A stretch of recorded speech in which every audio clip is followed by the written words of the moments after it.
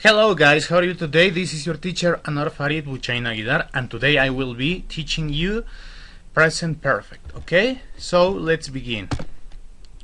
The purpose of the unit is that by the end you will be able to recognize between one structure and the other. Okay, present perfect is used to talk about actions that began in the past but that are still taking place in our present, while the past simple is used to talk about actions that began in the past and ended in the past. Okay, that's the main difference. At the same time, the purpose of the class is going to be able to recognize and differentiate between regular and irregular verbs, guys. Okay, before we go any further, I'd like to ask you, what do you know about have? Okay, Joan, yeah, it is a very important verb. Yeah, that's right. Joanna over there. Okay, yeah, it is used to express that we are bound to do something. Okay, anything else? Oh, okay, very good.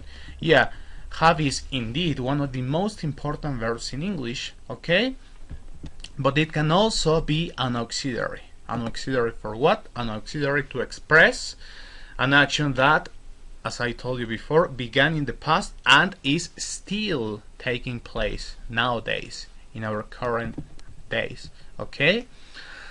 Let me show you some examples, and please pay attention to the adverb times: ever, since, and never. Okay?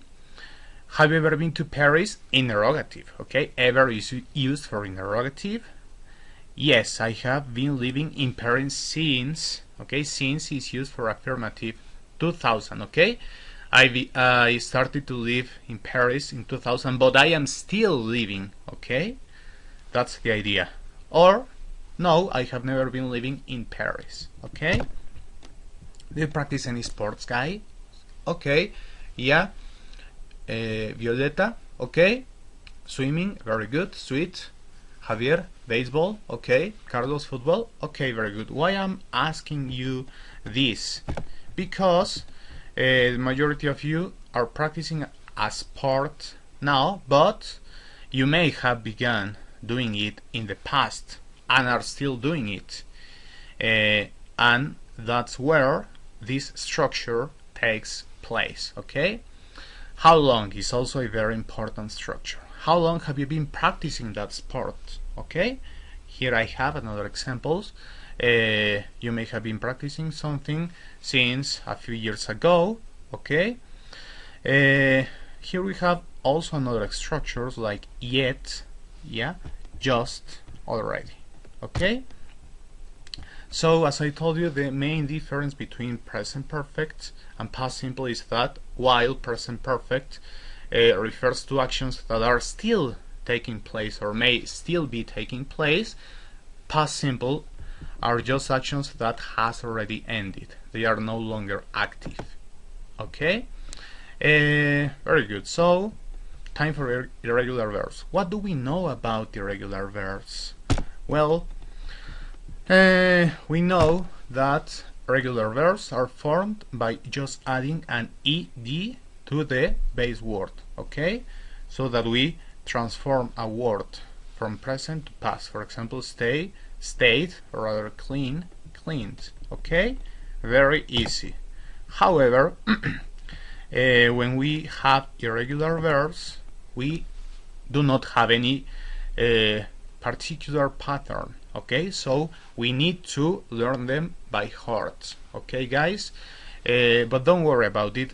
Here we have some apps that may help you